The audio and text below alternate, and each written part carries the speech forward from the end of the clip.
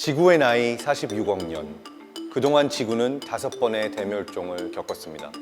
그리고 38억 년 전, 첫 생명체가 등장한 이후 나타난 종의 99% 이상은 현재 멸종된 상태입니다. 3억 년 동안이나 바닷속을 지배했던 삼엽충, 1억 6천만 년 이상 육상을 지배했던 공룡, 한때 바다와 육지를 지배했던 생명체들은 대체 왜 멸종했을까요?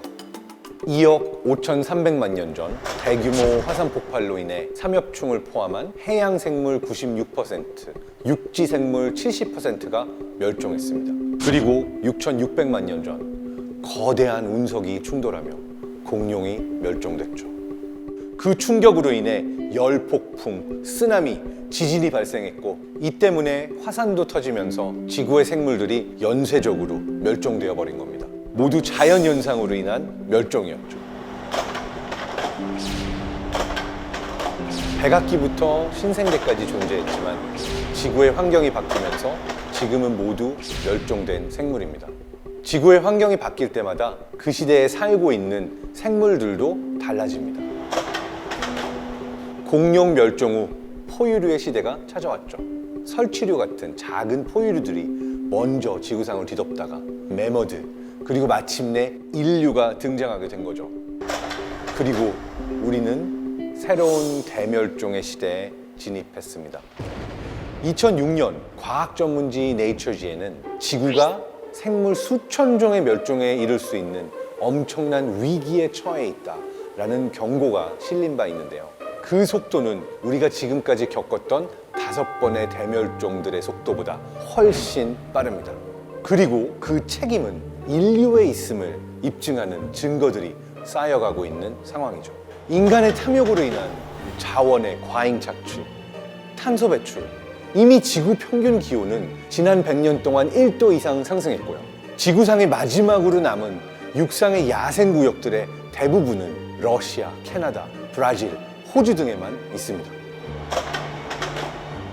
인간이란 하나의 종이 다른 종을 절멸시키는 초유의 사태, 바로 사회생물학의 아버지 에드워드 윌슨이 남긴 말들입니다.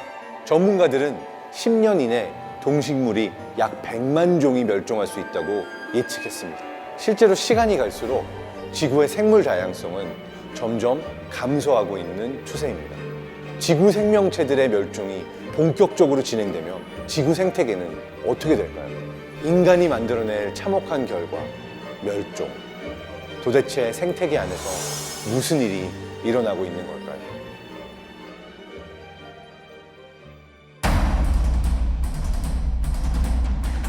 오늘은 우리가 좀 색다른 데 와 있어요. 그러니까요. 여기 뭐지?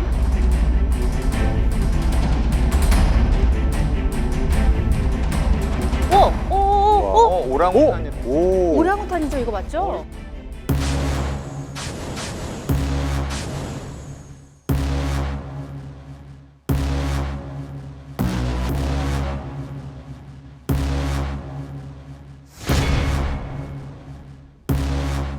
지금 뭐 주변에 불꽃 같은 게 날리는 거 아니에요? 어머, 타오른다. 깜짝이야. 날리는 거 아니에요? 어머, 타오른다. 깜짝이야. 불타올랐어요. 오랑우탄이 불탔어요. 무슨 일이야? 저기 독수리. 저기 앞에 독수리. 오. 독수리는 비가 내리네요, 지금. 비가 인구 내리고 상징. 있네요. 저긴 또 천둥번개가. 네. 네. 아, 이러면 표정이 어두워졌어요.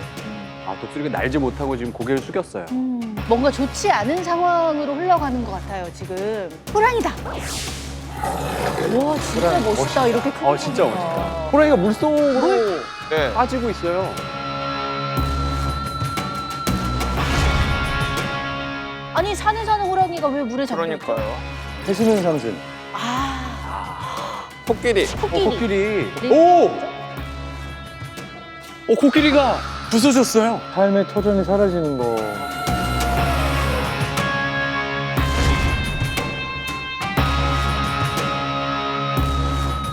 지금까지 살펴본 동물들이 다 지금 사라져가는 동물들. 오늘 주제와 관련이 있을 것 같은데 현 시점의 상황은 어디까지 와 있는지 함께 이야기를 나눠보도록 하겠습니다. 가볼까요? 아, 예, 가시죠. 네, 근데 가죠. 너무 걱정된다. 마치 미래 세상 벙커 속에 들어와 있는 것 같아요. 무서워요. 과거의 사진들이 보이는 것 같은.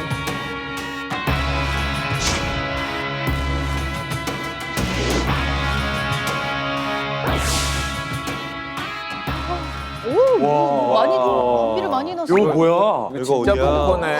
오, 진짜 지구본도 벙커야. 이야, 좋다. 불가사리. 카드. 어? 이거 뭐야? 오, 아까 아까 목소리. 우리가 봤던 동물들, 호랑이도 있고 다 있네. 뒤에는 코끼리. 식물도 있어요. 뒤에 식물들도 있고. 오, 이게 분명히 오늘 주제랑 관련이 있을 거란 말이죠. 그러네. 아, 일단 우리 자리에 앉아서 이야기를 나눠보죠. 아니 자리 배치도 오늘 좀 다르네요. 네, 그러네. 우리가 나뉘었네. 짜잔. 오. 아, 그런데 우리 벙커를 벗어나서 여기에 나와 있으니까 굉장히 좀 색다른데요. 진짜 벙커 같지 않아요, 여기? 그러니까요. 세트장이 아닌 진짜 벙커 안에 들어온 느낌이에요. 아니 실제로 목소리도 울리고 이렇게 떨어져 있으니까 잘 들리시죠? 진짜 멀어. 네, 잘 들려요. 오, 맞. 저희는 이 정도 거리가 딱 좋은 것 같네요. 좋다. 네, 방송이 훨씬 더 효율적으로 진행되지 않을까. 맞습니다. 자, 신박한 벙커 지구의 날 특집 마포 문화비축 기지에 저희가 나와 있는데 오늘 이곳에 모인 이유가 있겠죠? 있겠죠. 네, 맞습니다. 이 문화비축 기지가 가지고 있는 장소성 때문에 우리가 오늘 이곳에 모였습니다. 이 문화비축 기지가 사실은 석유 비축 기지였거든요. 아, 그러면 여기에 석유가 가득 차 있던 거예요? 네, 맞아요. 1970년대에 이제 석유 파동을 겪으면서 비상 상황에 대비해서 석유를 비축해 두던 곳이 바로 이 곳이었고요. 사실 이곳의 장소성만 놓고 보면은 산업화를 상징하는 곳이라고 할 수 있겠습니다. 그럼 지금 저희가 드럼통 안에 들어와 있는 건가요? 근데 진짜 둥그렇잖아요. 맞아요. 네. 여기가 그 석유가 비축돼 있던 드럼통인 거잖아요. 그렇죠. 그렇게 생각할 수 있겠죠. 지금 우리가 겪고 있는 이 기후 위기와도 연관이 없다고는 볼 수 없을 것 같아요. 사실은 급격한 산업화의 결과로 우리가 전례 없는 지구 전체 위기를 겪고 있는데 그러한 걸 상징하기에 더없이 좋은 공간이라고 할 수가 있죠. 그렇네. 산업화의 유물이었던 석유 비축 기지가 시민을 위한 문화 비축 기지로 거듭났듯이 지구와 인류를 위한 어떤 해법을 찾을 수 있었으면 좋겠습니다. 예, 그렇습니다. 오늘 그래서 이렇게 특별한 곳에서 또 특별한 손님들을 한번 모셔봤는데요. 곽재식, 이영란 교수님 모시겠습니다. 어서 오세요. 어서 오세요. 안녕하세요. 상상력의 원천이 어디에 딱 있어가지고 이게 어떤 건지 궁금할 수 있잖아요. 평소 흐름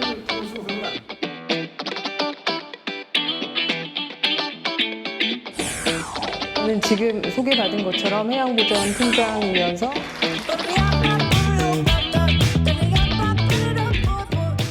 와, 안녕하십니까. 안녕하십니까. 반갑습니다. 오늘은 진짜 특별한 날인가 봐요. 예, 두 분이나 오셨습니다. 그러니까요. 두 분 모두 환영합니다. 환영합니다. 와.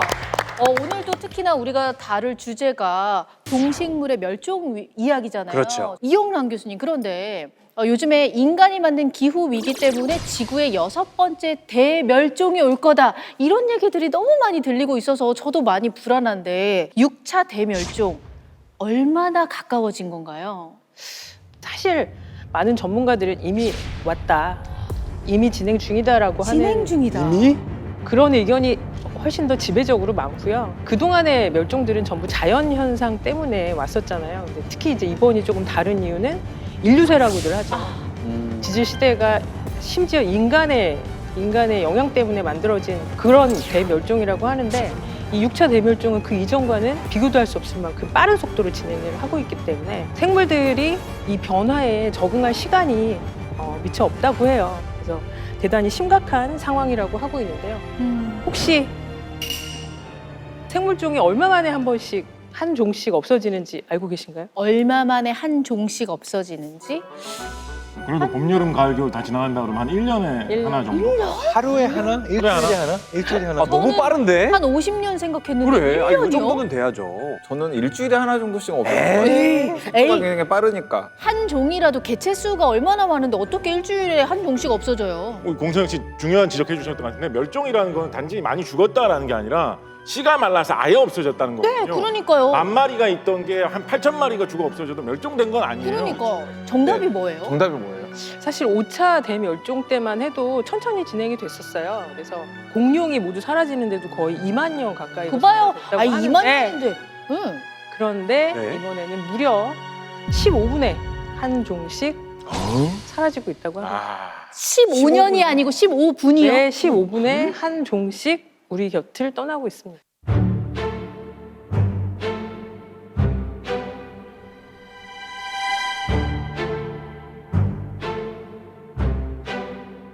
그래서 이미 야생동물 수는 한 50년 전에 비해서 한 68%가 감소했다고 하고요.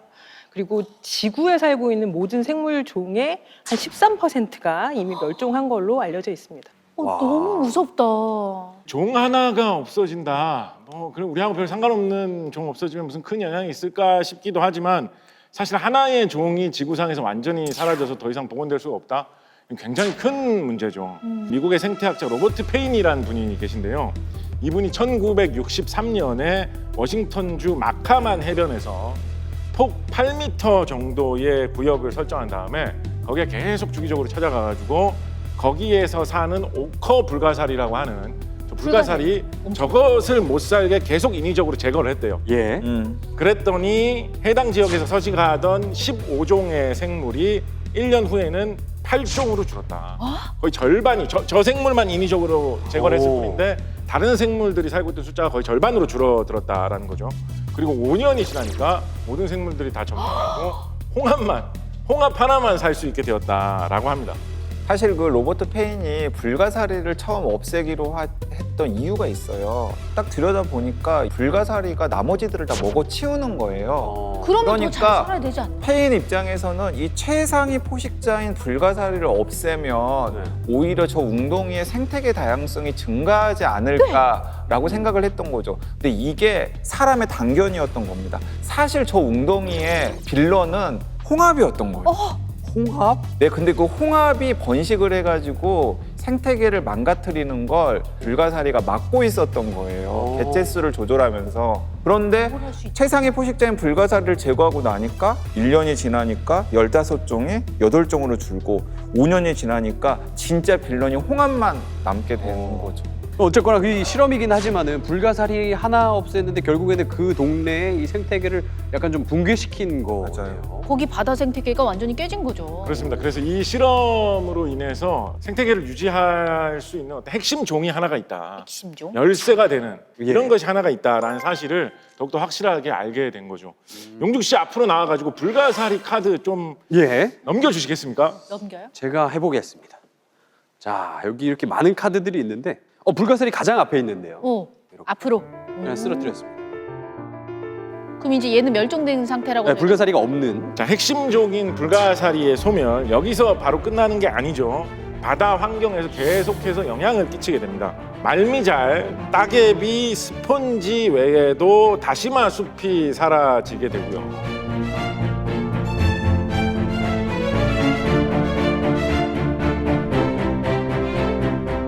다시마 숲이 사라지고 나면 그 다시마 숲에 숨어 사는 물고기 떼의 개체수도 급격히 줄어들게 되죠. 아니 지금 불가사리 하나로 지금 몇 개가 넘어간 거예요. 무서워. 불가사리 같은 핵심종 하나가 멸종하면 멸종의 도미노 현상이 일어난다. 와, 이렇게 라는 거죠. 이렇게 넘어지. 그러니까요. 와 무섭습니다 진짜.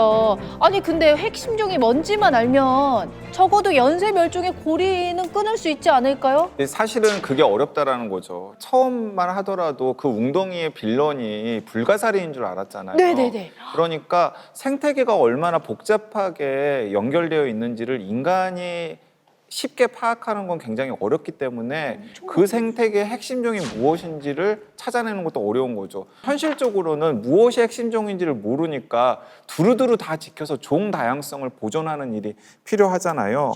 그런데 지금 이 순간에 지구 가열로 인한 극단적인 폭염이라던가 가뭄과 같은 기후 재앙 때문에 많은 동식물들이 멸종 위기로 내몰리고 있는 상황이거든요. 지금 한 곳을 볼 텐데 이곳이 바로 대표적인 피해 지역입니다.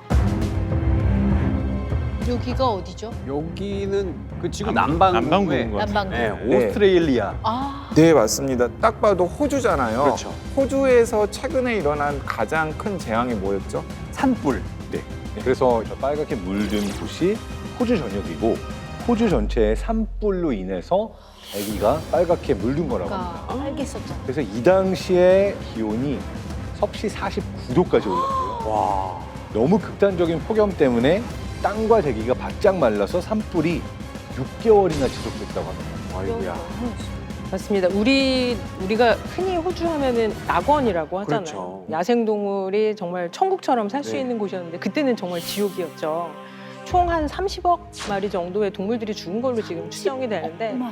사실 매스컴에서 우리 가슴을 가장 아프게 했던 동물은 코알라예요. 네. 네, 맞아요. 한 6만 마리 정도가 죽은 걸로 지금 추정이 되는데 다행히 살아남은 코알라도 서식지를 잃어버렸기 때문에 네, 그렇죠. 지금 큰 어려움에 그래서 이미 기능적으로 멸종위기종으로 올라 있다고 합니다.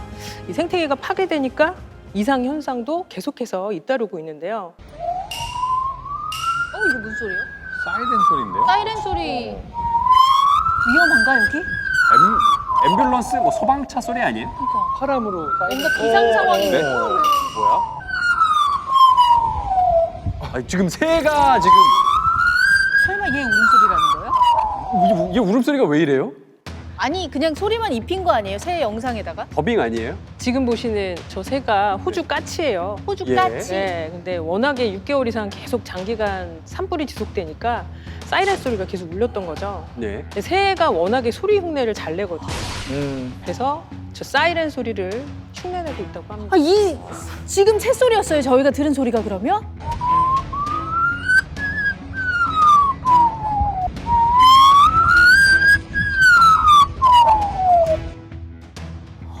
아, 새가 사이렌 소리를 흉내낼 정도로 그렇게 많이 울린 거잖아. 산불 기간이 길었다는 거잖아.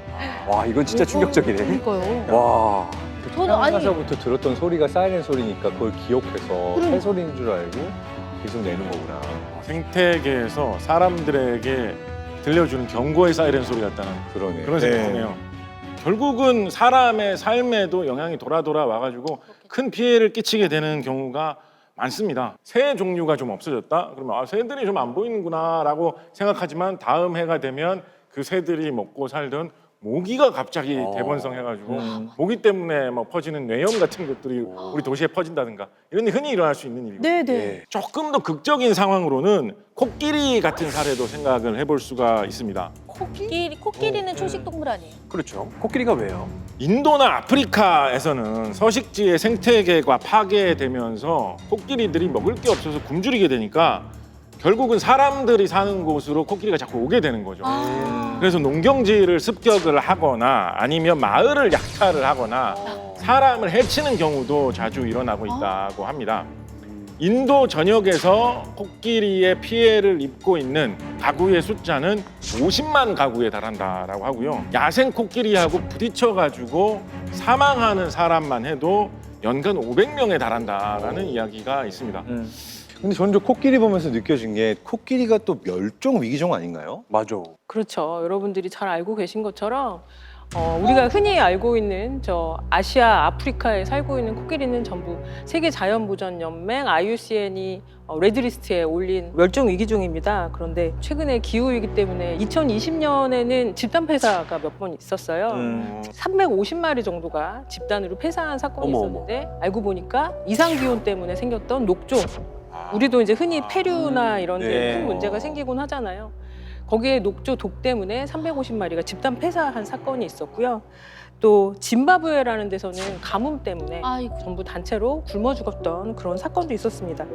점점점 지구 온난화가 심해지니까 먹이가 너무 없어지니까 이렇게 쓰레기를 먹고 쓰레기를 먹는 거예요 지금? 쓰레기 처리장에서 쓰레기를 먹는 것 같은데.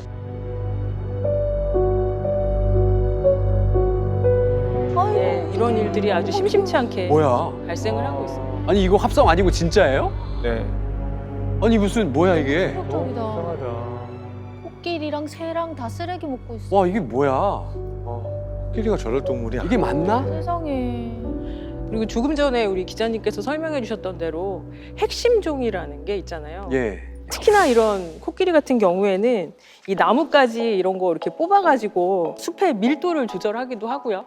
그리고 우리 코끼리가 가장 유명한 게 이제 배변을 네네. 여기저기 수백 킬로를 다니면서 이렇게 전파할 때 식물의 씨앗을 수정시키는 그런 네. 일들도 하고 있습니다. 그리고 멀리까지 물 냄새를 맡을 수가 있기 때문에 이 가뭄이 있을 때도 오아시스를 만드는 역할도 할 수 있다고 해요.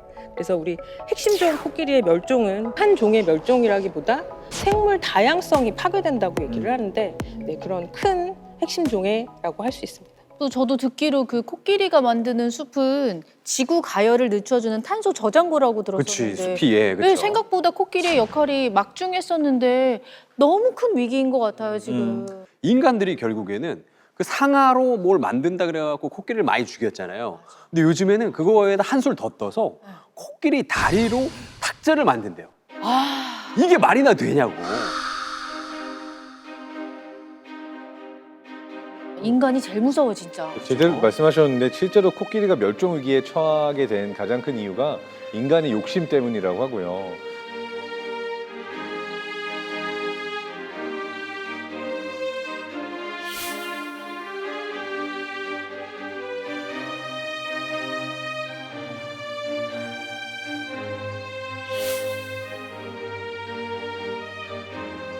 인간에 의해서 멸종 위기에 처한 동물 중에서 또 우리나라에서 바로 떠올릴 수 있는 동물이 하나 있습니다. 우리나라에서 또 호랑이.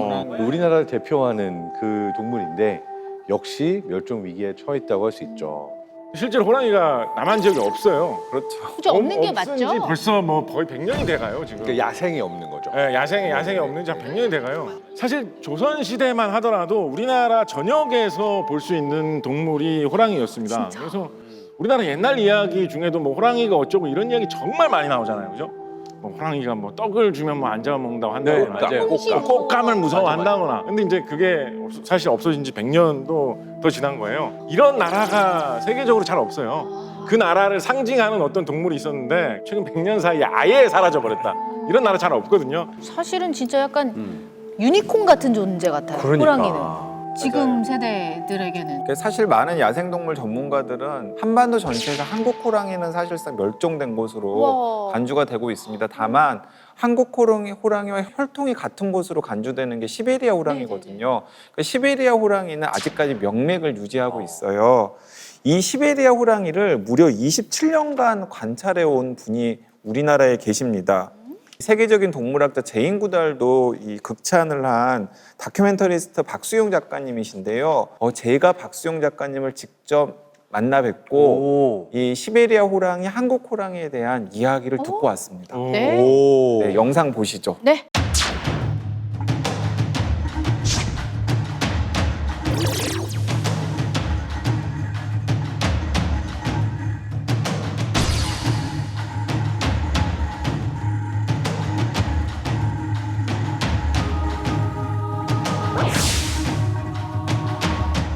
안녕하세요. 아이고, 안녕하십니까.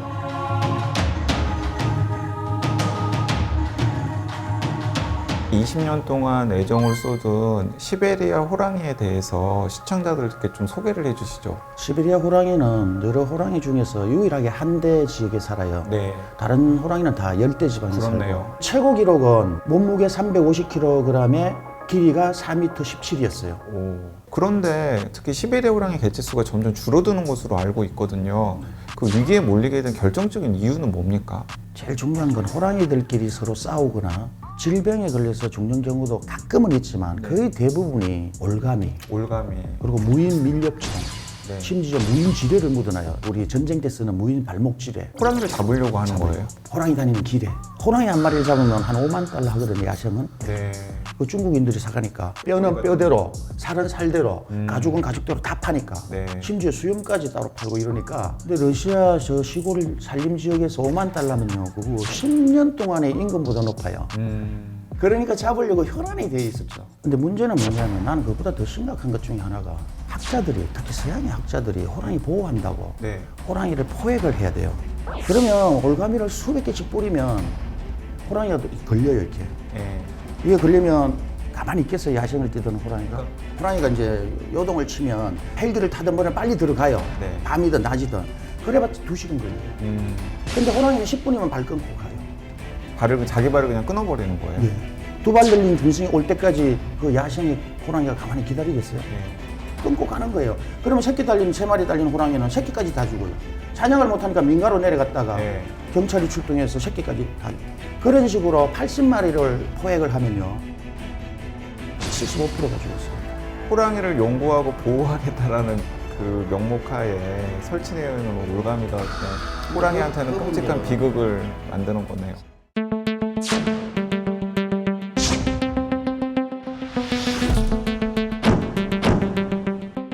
호랑이가 지금 주요하게 활동하고 있는 이 숲 생태계도 파괴가 되고 있다는 이야기가 있더라고요. 참나무 숲을 싹 없애. 네. 다 개발해버려.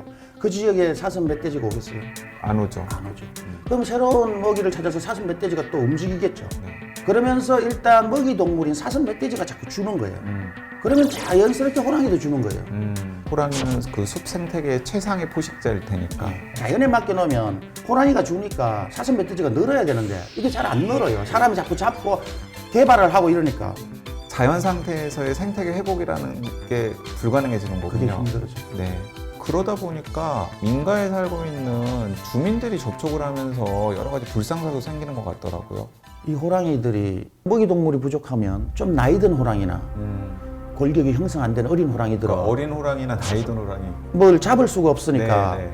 마을에 가서 쉽게 잡을 수 있는 동물을 그러니까 사실은 개라던가 가축이라던가 이런 것들이 호랑이가 즐기는 먹잇감들은 아닐 거 아니에요, 아무래도. 호랑이는 원래 인간을 다른 동물하고 구분해요. 네. 지능이 높고 특이한 존재로 대우를 해준다고요. 함부로 덤비지도 않고 몰래 서로 안 마주치려고 노력하고 마을을 피해요. 네. 인간이 만든 구조물이나 인간을 피한단 말이에요. 근데 정말 먹을 게 없고 배가 고프고 사냥은 늙어서 못하거나 너무 어려서 못하면 그래도 배는 채워야 배는 되니까 채워야죠. 마을로 가는 거예요. 네.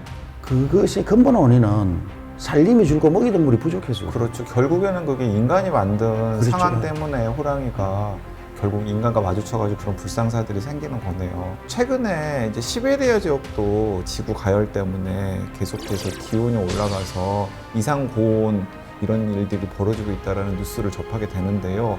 체감이 되십니까? 저는 2가지가 좀 체감이 돼요. 아무르강이 중국 국경을 따라서 저쪽 북쪽에서 저 동쪽으로 빠져나가잖아요. 그 시베리아 호랑이의 정식 학명이 아무르 호랑이잖아요. 예. 그 아무르강 이북에는 툰드라 지역이에요. 네. 너무 추운 툰드라, 술록 사는 데예요. 네. 그건 호랑이 안 가요, 잘. 아, 너무 추우니까 호랑이도 네. 거기까지는 안 가는 거군요. 근데 요즘은 타이가 지역이 점점점 북상하는 거예요.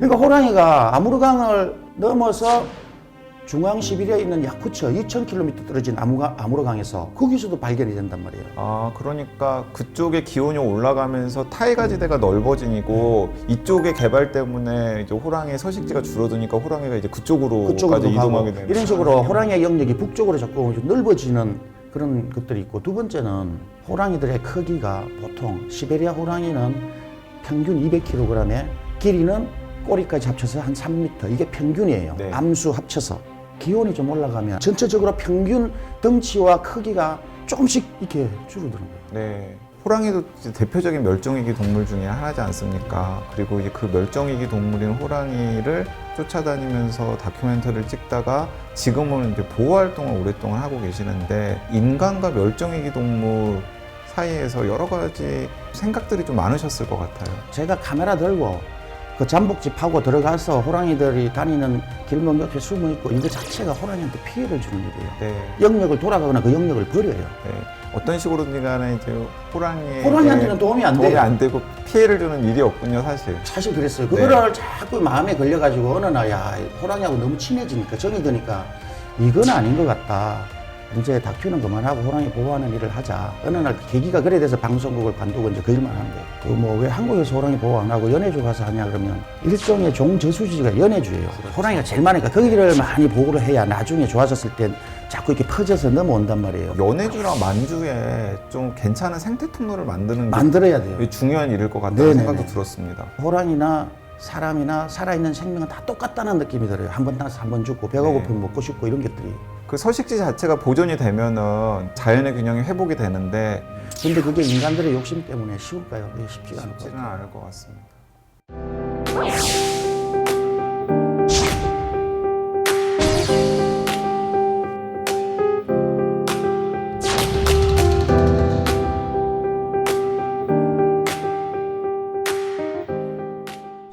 네, 우리 작가님처럼 호랑이의 멸종을 막기 위해서 노력하시는 분들이 굉장히 또 많잖아요. 예. 그 노력이 부디 결실을 맺었으면 좋겠습니다. 아, 제발요, 정말. 지난 100년 동안 아마 97% 정도의 야생 호랑이가 사라진 것으로 지금 전문가들은 추정을 하고 있고요. 어. 최근에는 이 서식지가 인간이랑 겹치면서 안타까운 사고들도 많이 생기고 있어요. 2020년도에 예. 이 러시아에 있는 연해주에서 뭐야? 방금 뭐였어요? 차에 치인 건가요? 네. 사고를. 아이고. 맞습니다. 버스에 부딪혀서 시베리아 호랑이가 치여 아이고. 죽은 사건이 벌어진 건데요. 이거 겨우 태어난 지 5개월 된 새끼였어요. 호랑이가 서식하는 바로 그 지역까지 도로가 저렇게 생기면서 아이고. 네, 저런 사건들이 계속해서 지금 발생을 하고 있는데 그러니까 애초에 사람과 만날 일을 최소한을 할 수 있도록 그들만의 서식지를 만들어 준다면은 그렇죠. 사실은 그들의 개체수도 유지가 되면서 사람들에게 피해를 주는 일도 없을 텐데 계속해서 막 문제들을 막 일으키는 그렇겠죠. 이 서식지가 그들이 살고 있는 영역에 자꾸 인간이 침범한다는 그러니까요. 게 우리가 침범하는 거예요. 우리가 침범하는 거죠. 결국에는 뭐 인간의 개발에 대한 욕심, 이 끝없는 욕망 뭐 이런 것들 때문에 동물이 또 삶의 터전을 잃고 있는 게 아닌가 싶어서. 말씀하신 것처럼 야생동물 사람 싫어합니다. 굉장히 싫어합니다. 네, 그렇겠죠. 사실은 원래 이어져 있던 생태계에서는 먹이 사슬에 의해서 생태계가 균형을 이루고 있었을 가능성이 높거든요. 예를 들어서 뭐 쥐가 살고 있었다라고 하면 족제비들이 다니면서 쥐를 어느 정도 먹어주고 있었던 거예요. 근데 그 사이에 길을 내는 바람에 족제비가 있는 곳과 쥐가 사는 곳이 분리돼 버리면 족제비는 족제비들대로 굶어 죽고 쥐는 쥐대로 대번성을 하게 돼가지고 인근 근처로 다 퍼지게 될 수가 있는 거예요. 그런 일이 일어나지 않도록 생태계를 이어주는 것은 결국은 여러 해충의 피해라든가 동물의 피해로부터 사람을 구하는 일이기도 합니다. 네. 사실 지금 코로나19 같은 경우에도 박쥐에서부터 시작해가지고 이제 중간에 다른 포유동물을 매개해서 사람에게 전파된 것으로 전문가들이 간주를 하고 있잖아요. 그런데 이런 인수공통 감염병 문제는 우리가 코로나19를 가까스로 해결을 한다고 하더라도 또다시 어떤 식으로든 간에 찾아올 수밖에 없거든요. 네. 이런 생태계의 균형이 깨지기 시작하면은 새로운 팬데믹이 또 인류를 덮칠 가능성이 충분히 높아지는 거죠. 그러니까 결국에는 부메랑인 것 같아요. 이게 다 인간이 기후 위기를 만들었고 또 인간이 서식지를 파괴한 거잖아요. 동물들의 서식지를. 그런 결과가 이제 우리한테 돌아오는 거죠. 다. 영주 씨가 이번에 넘어뜨려야 될 카드가 엄청 많을 것 같은데요. 낯익은 동물들이 굉장히 많습니다. 이게 호랑이, 늑대. 하나 접을 때마다 저게 하나씩 멸종되고 있는 거죠 지금. 아, 단순히 그냥 사진일 뿐인데 제가 지금 마음이 굉장히 좋지 않네요, 이게. 실제 도미노처럼 맨 앞에 있던 불가사리부터 이렇게 밀면 원래는 다 밀리는 그림이에요. 맞아요. 더 끔찍해. 너무 무서워요. 근데 엎어져서 사라졌다는 거는 아무도 기억하지 못하는 존재가 돼버리는 거예요. 이제 조금 더 극한 상황에서 살고 있는 기후 위기하면 거의 이 동물이 먼저 생각나는 사람들 많습니다. 한번 보시죠. 기후 위기. 뭐야, 개. 북극곰인데 북극곰이요? 네. 저 북극곰 상태가 좀 안 좋아요. 찔려가지고 너무 마른 거야. 정말 뼈밖에 안 남은. 그러니까요. 제가 생각하는 곰은 그 콜라 선전할 때 북극곰 뚱뚱하고. 네, 이렇게 통통하고 네. 전혀 다른 모습이에요. 아니, 이렇게 돌아다니고 뭐 진돗개인지 알겠어요. 그러니까. 너무 말랐는데. 이 북극곰의 서식지가 해빙이에요. 바다 예. 위에 떠다니는. 북극 해빙 범위가 10년에 평균 13.1%씩 감소하고 있다라고 했는데 이렇게 해빙이 감소하면 저 북극곰의 서식지가 없어지고 결국 북극곰의 생존이 한계에 도달할 거라고 합니다. 북극곰에게 해빙이 중요한 이유는 사냥 때문이라고 합니다. 북극곰 몸무게가 한 300kg 정도 나간다고 하는데 예. 계속 끊임없이 음식을 먹어주는 그 행동을 해야지 그 정도 덩치를 유지할 수 있거든요. 거의 그 최상위 포식자 아니에요? 그렇죠. 북극곰이? 북극곰이 이렇게 해빙에 있다가 물 사이로 물범 같은 게 이렇게 고개를 내밀면서 쑥 올라오면 그때 이렇게 잡아가지고 먹는 식으로 많이 먹거든요. 예, 예. 이제 해빙이 없어지면 그 물범을 잡아 먹을 말하자면 일종의 낚시터 같은 그 장소가 자꾸 없어지게 되는 거예요. 아. 먹이가 없으니까 점점 굶게 되죠. 건강 상태가 점점 나빠지고 꼬마 상태가 점점 나빠지면 당연히 뭐 새끼치고 이런 활동도 제대로 못 하게 되니까 숫자가 가면 갈수록 자꾸 줄어들 수밖에 없는 것입니다. 그래서 실제로도 기후변화 여파로 북극곰이 국제 멸종 위기 등급 최악에 등재가 되기도 했습니다. 지금 전 세계에 한 2만에서 3만 마리 정도가 남아 있다고 하는데 이 정도면 진짜 이제 벼랑 끝에 몰렸다라고 할 수 있는 거죠. 그리고 벼랑 끝에 몰린 동물들이 사람 사는 곳으로. 그렇죠. 북극곰 역시도 마찬가지입니다. 아, 너무 마음. 북극곰이 아 문 열어달라는데? 이거 어머, 북극에 어머. 뭐 연구를 위해 가 있는 뭐 그런 기지를 하는 건가? 때로 아주. 와. 이건 뭐예요? 술록, 술록 사냥을 하는 거. 아, 수영하면서 아니 우리는 그 얼음 위에서 사냥하는 걸 많이 봤잖아요. 근데 수영을 해서 저걸 잡아오네. 그러니까 이게 이제 너무 좀 낯선 광경이에요. 낯설면서도 가슴 아픈 광경인데 이제 원래 술록도 북극곰의 먹이가 아니죠. 먹이가 아니죠. 왜냐하면 북극곰이 얼음 위에서 사냥을 해야 되기 때문에 보호색이 흰색인 거잖아요. 그런데 술록은 그 북극곰이 살고 있는 해빙이 아니라 그 밑에 있는 툰드라지대에서 맞다. 사는 동물이란 말이에요. 자, 그런데 배가 고프다 보니까 계속 내려오는 거예요. 이 북극곰이. 그래가지고 방금처럼 애초에 자기 먹잇거리가 아니었던 맛도 살기 없을 텐데 위해서. 살기 위해서 저 술록을 사냥해서 먹는 거죠. 더 놀랄 사진이 하나 더 있습니다. 또요? 뭐야? 뭐 새 잡아먹나? 아니요, 북극곰이 오리알을 지금 훔쳐먹는 거예요. 이게 뭐야? 북극곰이 오리알을 원래 먹어요? 보통 육식을 하지만 잡식 동물이니까 먹을 수는 있을 텐데 단백질을 섭취할 거리가 없으니까. 아니, 어머. 아, 오리 부부는 뭐 이 무슨 잘못이 있어서 저걸 뺏기는 거야? 아니, 억울하네요. 이런 장면은 또 그러니까 처음 본 것 같아요. 저 오리들도 얼마나 어리둥절이죠. 어. 네가 왜 여기 와서 이걸 뺏어 먹어? 아, 북극곰의 먹이는 지금 전부 알고 계신 것처럼 물범이에요. 네. 물범은 추운 지방에서 살기 때문에 이 지방층이 굉장히 두꺼워서 영양분이 아주 충분합니다. 그래서 저런 뭐 오리알도 먹고 술록도 먹고 하고 있지만 그래도 충분한 에너지원이 될 리 만무하고요. 아이고. 네, 절대적으로 장기적인 대안이 될 수가 없으므로 네. 저기에 적응을 하기는 어렵다고 봐야 되고요.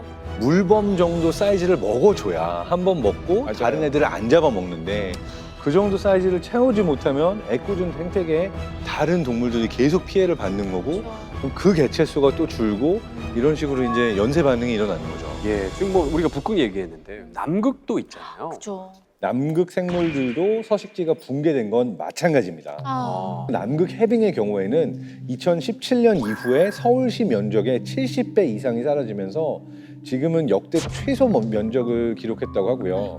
그 기후변화 때문에 펭귄들은 남극에서 살아남기 위해서 정말 그야말로 고군분투하고 있는데 그중 하나가 바로 저 젠투 펭귄입니다. 젠투 펭귄. 젠투 네. 진짜 너무 귀엽다. 귀여워. 네. 이 와중에 이 젠투 펭귄이 그런데 지금 남극의 상황을 역설적으로 드러내는 펭귄 중에 하나인데요.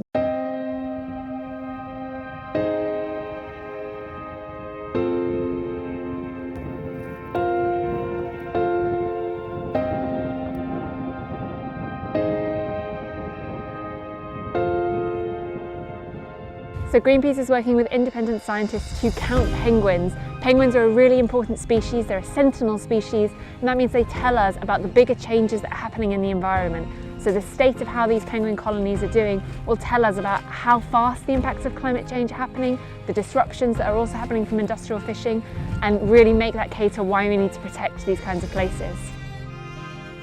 그런데 이 젠투 펭귄은 원래는 남극보다 조금 더 온화한 지역에서 서식하던 펭귄이었다 그래요. 예. 근데 2020년에 조사했던 섬의 서식지보다 210km에서 280km 남쪽으로 이동을 했다고 합니다. 그러니까 남극이 점점 따뜻해지니까 200km 정도 더 남쪽으로 내려오게 되는 거예요. 아이고.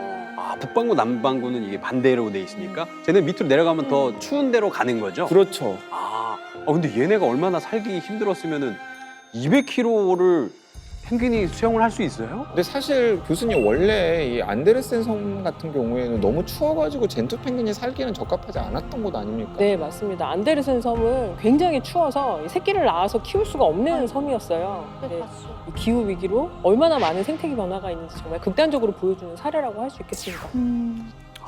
인간 때문에 이 서식지도 잃고 이게 먹을 것도 잃어버리고 오늘 동물들에게 굉장히 미안한 맞습니다. 에피소드가 계속 아닌가. 마음이 무거워요. 저는. 네. 생각하고. 더 슬픈 거는 사실 우리도 그렇잖아요. 어린이들 사진 볼 때잖아요. 기후 위기 때문에 새끼 펭귄들이 위기에 처했습니다. 아이고. 지금 화면으로 보이는 펭귄은 아델리 펭귄이고요. 새끼 펭귄들이 멸종 위기에 처했는데 그 이유가 바로 눈이 오는 날보다 비가 오는 날이 더 많아져서 그렇다고 해요. 그래서 실제로 2017년도에는 아델리 펭귄 1만 8천 쌍 중에서 번식을 하고 무리에 태어난 새끼들 중에서 살아남은 게 단 2마리였죠. 아이고. 2마리요. 네. 저 18,000쌍이니까 36,000마리인데 단 2마리가 살아남는 네. 사건이 있었는데 일단 저 작은 아기 펭귄은 스스로 사냥을 할 수가 없어서 이 펭귄 무리가 원래 있던 데보다 훨씬 좀 더 멀리 들어가서 번식을 하게 되는데요. 거기서 부모 펭귄이 나가서 먹이 사냥을 해오지 않으면 얘네들은 이제 살 수가 없는 거예요. 근데 나가서 너무 이제 오랫동안 안 오거나 아까 말씀하신 것처럼 비가 내리면 그 솜털이 우리가 아는 펭귄 털이랑 조금 다르잖아요. 네. 네. 그러니까 방수 기능을 할 수 있는 그 털이 아직 생기기 전이라서 그래서 그냥 몸이 젖어버리면 저체온증으로 해사를 할 수밖에 없는 거죠. 몸은 이렇게 털어버리면 되지만 비 쫄딱 맞은 옷 입고 있으면 그대로 바로 저체온증이 되잖아요. 쟤들은 그렇게 될 수밖에 없었던 거네요. 이 우리가 북극 갔다 왔고 남극 갔다 왔고 조금 더 깊숙이 물속으로 들어가게 되면 고래, 고래. 멸종 위기 종인 귀신 고래 같은 경우에도 이 기후 위기의 직격탄을 그대로 받고 있다고 하는데요. 귀신 고래가 있어요. 지금 보시는 게 귀신 고래입니다. 제일 왼쪽에서 오른쪽으로 가게 되면 어떤가요? 말라가고 있어요. 네, 정말 몰라보게 말라가고 있는데 네. 이게 이제 태평양 동쪽 연안에 사는 동북의 귀신고래는 해마다 1월 중순이 되면 번식을 위해서 이제 멕시코 연안으로 돌아온다고 해요. 근데 저렇게 점점 야윈 모습으로 관찰되기 시작하더니 최근에는 폐사체 형태로 밀려들기 시작하고 특히 2019년부터 2022년 사이에는 무려 378마리나 죽어나가면서 미 해양대기청은 이상 폐사 사태를 선언했습니다. 네. 사실 이 고래 때문에 제가 해양동물에 꽂혀서 이렇게 보호를 했다고 봐도 과언이 아닌데 사실 이런 거 보면 제가 이제 마음이 굉장히 아파요. 예. 귀신고래는 우리나라 근처에도 살았었어요, 예전에. 그래요? 네, 그래서 우리나라 쪽 다니는 귀신고래는 지금 네. 한 100마리밖에 없어요. 하도 포경을 예전에 1800년대 후반부터 많이 해가지고 그래서 이미 이제 우리나라 주변에서는 발견 안 된 지가 되게 오래됐고 그래서 예. 저는 상대적으로 저 동북에는 보호가 잘 됐었거든요. 네. 그래서 2만 마리 이상 개체수를 계속 유지했었는데 이제 최근에 기후 변화 때문에 생태계가 변하면서 먹이가 없어져서 얘네는 여름에만 밥을 먹어요. 네? 겨울에는 번식을 하고 그래서 번식을 하러 멕시코만에 내려왔다가 다시 먹이를 먹으러 가는 도중에 죽는 거죠. 몸에 다 영양분이 다 소진이 돼서 그러니까 시사하는 바가 굉장히 큰 것 같아요. 예전에 인간이 그렇게 자연 자원을 마구잡이로 이용을 했기 때문에 기후변화에 대응하지 못하게 되고 기후변화가 가속화될수록 저런 대멸종은 점점 더 빨라지고 심각해지고 이 고래 한 마리가 흡수할 수 있는 탄소의 양이 33톤이나 된다고 하거든요. 그리고 또 고래 그 대변 이런 것들이 그 식물성 플랑크톤을 번성하게 해서 이 산소를 만들어내서 기후 위기에 대응하는 데도 굉장히 큰 역할을 한다고 해요. 굉장히 안타까운 현실입니다. 맞습니다. 근데 먹이 부족 현상이 고래만의 문제는 또 아닐 거지 않습니까? 그렇죠. 맞습니다. 특히 크릴새우, 네, 크릴새우 하셨는데 크릴새우. 명확하게 새우는 아니지만 이제 갑각류의 일종인 사실 남극에서의 핵심종입니다.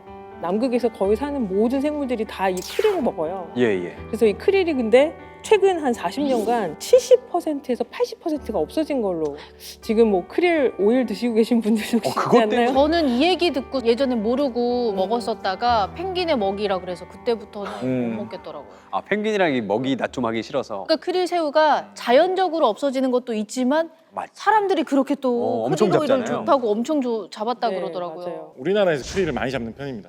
우리나라에서요? 네. 유난히요? 무슨 뭐 떡밥이라든가 물고기 사료 이런 용도로도 많이 씁니다. 낚시 떡밥으로 많이 쓰는데. 왜냐하면 굉장히 흔하게 많이 한 번 잡으면 확 잡을 수 있는 거기 때문에 사실 우리가 그렇게 잡아서 소비하는 거가 끼치는 영향하고 기후가 바뀜으로 인해 가지고 아예 대폭적으로 줄어드는 영향하고 그 사이에서 사실 좀 조절을 해야 되겠죠. 예를 들어서 크릴을 있어야만 살 수 있는 그런 어민들도 있을 거 아니에요. 그쵸? 예, 맞죠. 크릴을 잡아다가 그걸 양식장에 뿌려야지 먹고 살 수 있는 분들도 있을 거 아니에요. 그분들의 생계를 위해서는 기후변화 문제가 가속화되지 않아가지고 크릴이 잘 잡힐 정도로 이게 유지가 돼야 되거든요, 숫자가. 그러니까 이게 사람의 생존을 위해서도 크릴 숫자가 유지되는 게 필요한 거죠. 중요한 그 지적을 해주셨는데 그 기후 위기 때문에 이제 육지의 농작물 생산량이 갈수록 감소할 것이라는 건 많은 전문가들이 예측하는 것이거든요.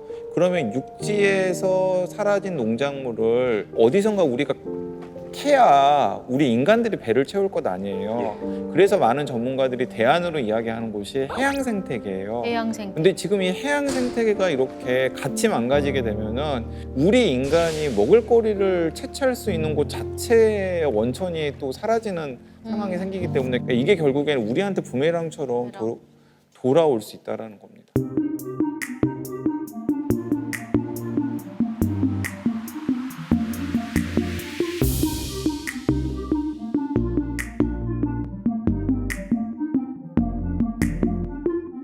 이 교수님, 이런 비극을 막을 방법이 정녕 없는 걸까요? 너무 무서워요, 저.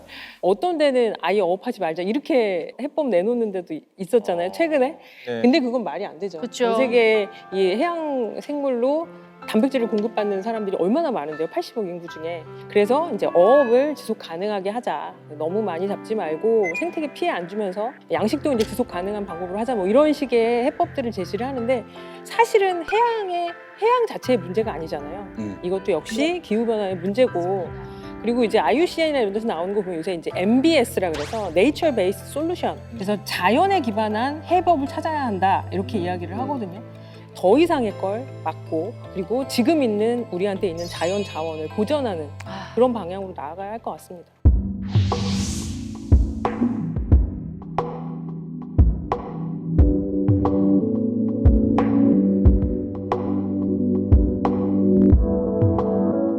할 수 있는 작은 행동이라도 하나씩이라도 빨리 실천을 해야 될 것 같아요, 정말. 더 늦기 전에. 맞습니다. 이미 육지에서, 극지에서, 바다에서 수많은 동물들이 멸종의 과정을 경험하고 있는데 이 비극을 만든 주체는 바로 우리죠. 그러니까. 우리가 달라지지 않으면 다음 멸종 위기종은 거의 확실히 이 동물이 될 수 있습니다.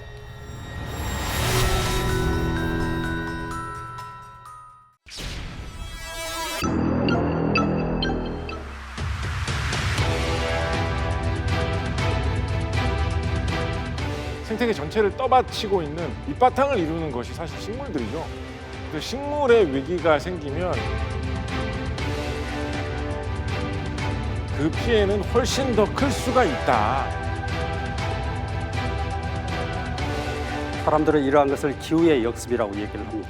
그리고 자기는 피해자라고 생각을 합니다. 원인은 누가 제공했습니까? 자연계에 있는 동물과 식물들은 어떻게 대답을 해야 될까? 모든 사람들이 모든 문제의 출발점이자 해결점입니다.